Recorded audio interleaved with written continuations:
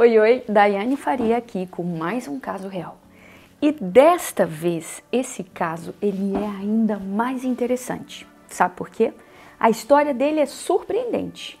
Então fique comigo até o final para você descobrir o que verdadeiramente estava por trás daquela crise emocional, daquela empresária tão bem-sucedida.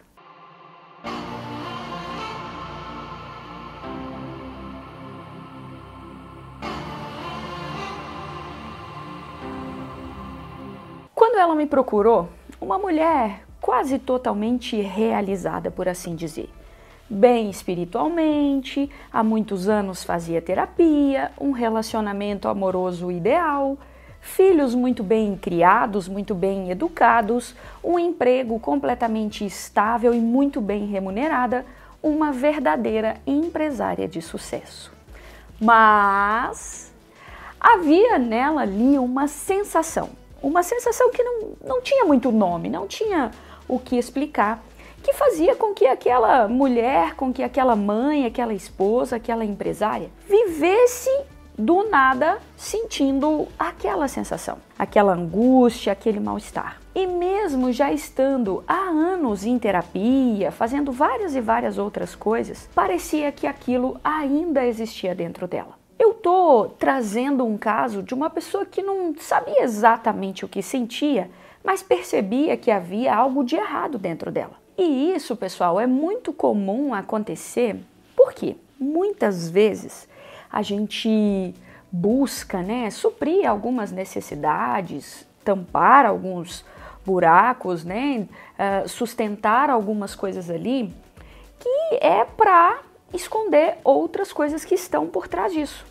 E é muito comum também que a gente evite olhar para isso, por mais que você se dá bem em várias outras áreas da sua vida, mas muitas vezes você sabe que existe algo ali que precisa ser resolvido, mas você deixou aquilo por último, por assim dizer. Você foi resolver outras coisas na sua vida, seu relacionamento, sua família, seu trabalho, a sua empresa, mas aquilo ali você no fundo sabia que existia.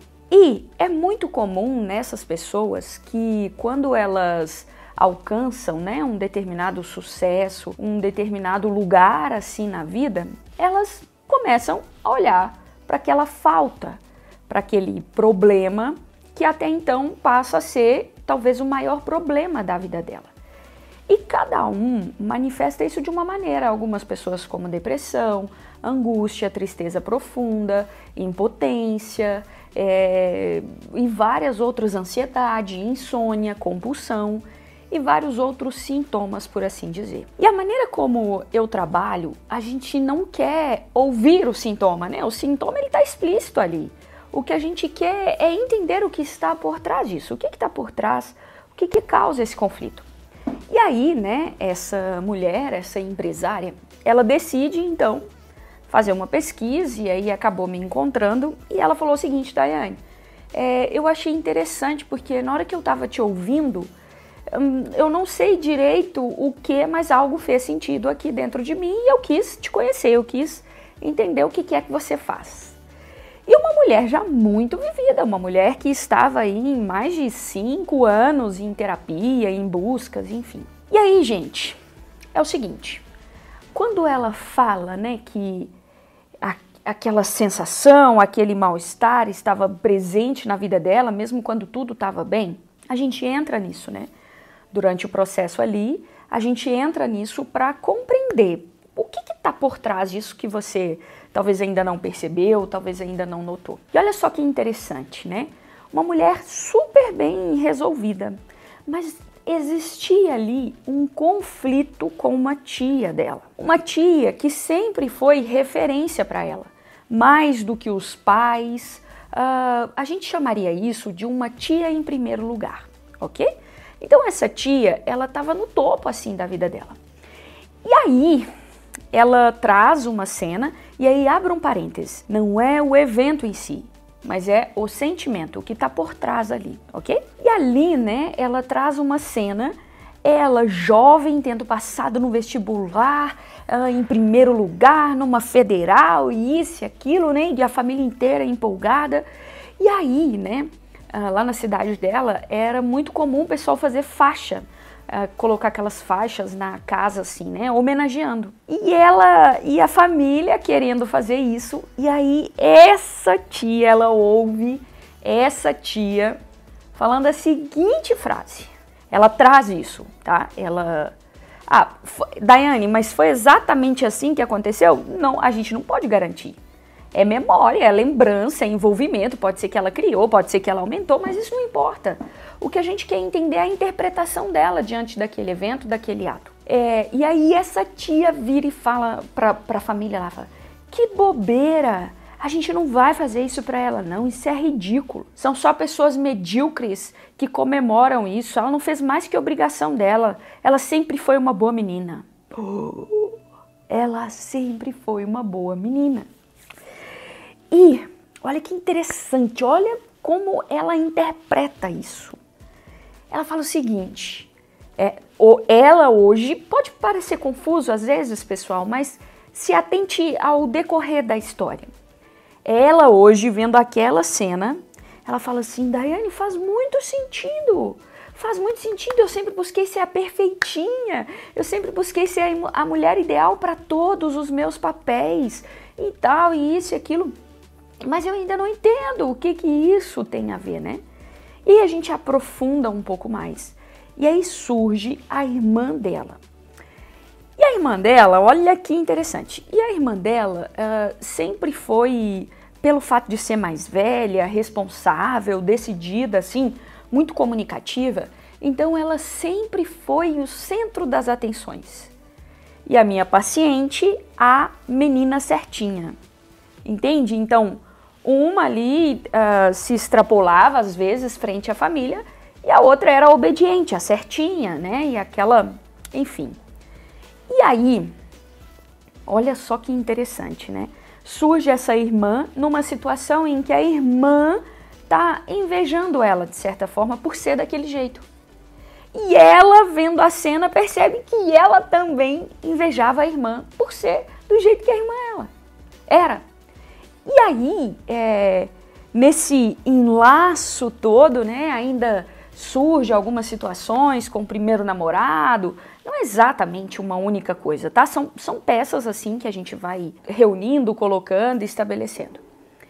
E aí, né, surge, então, uma cena com o avô dela, com o avô reforçando, parabéns, você é uma boa menina. Então, esse papel de boa menina, né, ele sempre existiu e hoje ela considera que esse boa menina foi o sucesso da vida dela, mas existia um papel ali que era o papel de ser ela mesma, de ser algo muito íntimo dela, assim, de poder ser, como ela descreveu.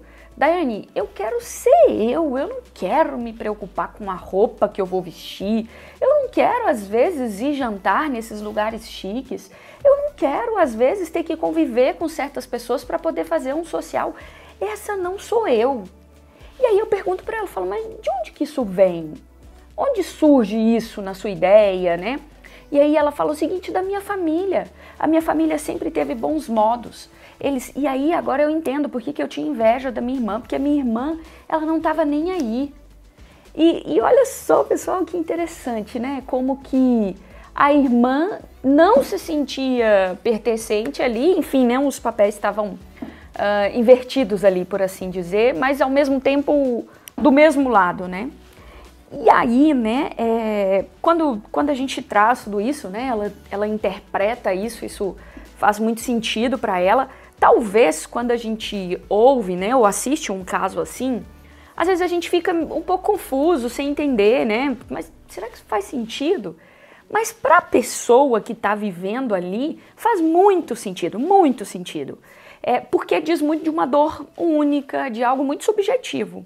Por mais que às vezes a gente se identifique, mas cada um sabe como é sentir a dor que está sentindo. Então, né, aquela sensação, aquele sentimento ali, dizia de algo que ela estava presa, sabe? Poxa vida, eu olho para trás, eu conquistei tudo isso, mas cadê eu?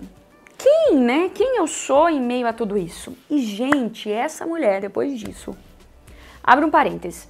Normalmente, eu falo assim com os meus pacientes, não tome grandes decisões depois disso. Por quê? Porque você está cheio de sentimentos novos e às vezes algumas coisas é empolgação, é êxtase ali. Então calma, dê um tempo primeiro, elabora. Mas essa mulher, ela não esperou, afinal de contas já tinha anos que ela estava nessa busca. E aí, o que acontece? O que ela faz? Ela me contando depois, né? Daiane, eu cheguei na minha casa, eu abri o meu guarda-roupa e não tinha um short curto apertado. E aí, gente, eu gosto desse caso. Esse caso é muito especial, assim, porque por mais que há toda uma complexidade por trás, mas é algo tão simples. Sabe, quando a gente reduz isso, era uma mulher muito bem sucedida que não se sentia, que o encaixe que colocaram ela naquele meio fez com que perdesse algo muito dela. E isso que ela perde representa um short curto. Entende? Não é o short em si, mas é a representação de uma mulher sexy, de uma mulher ousada, de uma mulher que sempre invejou a irmã porque ela era assim. Mas os pais não deixavam ela ser assim porque os pais já tinham perdido a irmã. Uou, olha só como agora tudo faz sentido. Entende? Aí parece tão óbvio. Você olha para isso e se fala, ué, mas estava tão escancarado na minha cara, né? E é isso, pessoal, é isso. Eu fico muito satisfeita, assim, dos meus clientes, dos meus pacientes me permitirem contar essas histórias reais para vocês, porque é muito deles ali, mas que muitas das vezes a gente se identifica, né? Porque quem não tem uma dor, um sentimento. E aí, o que nós fazemos aqui de contar, não sei se talvez esse é o primeiro caso que você está assistindo, mas o que nós queremos é levar uma mensagem para as pessoas de que se escute. Essa dor, esse momento que você está passando, olha para isso. Mas olhe para resolver, entende? Acolha isso e entenda. Isso não está ressoando na sua vida, não é à toa. E hoje, a maneira que nós aqui do Instituto a gente encontrou para provocar essa mensagem, para levar essa mensagem, foi através desses casos. Eu acho muito bonito, assim, porque muitas pessoas se identificaram e decidiram também mudar a própria vida. Então, não sou eu que faço isso, entende? São eles. Essa história não é minha. Essa história é deles, assim. E é muito bonito, é muito honroso poder participar dessas histórias como um guia, como uma ponte, como um auxílio aí. E eu fico até emocionada, assim, para falar a verdade, porque a cada história que eu conto, a cada história que eu vivencio, a cada momento que eu tô ali com eles, é um mundo, assim. E é muito único isso para mim. E eu só tenho gratidão, assim. Eu só agradeço mesmo por eles confiarem em mim e me permitir contar um pouquinho da história deles. É isso. Então, até o próximo caso.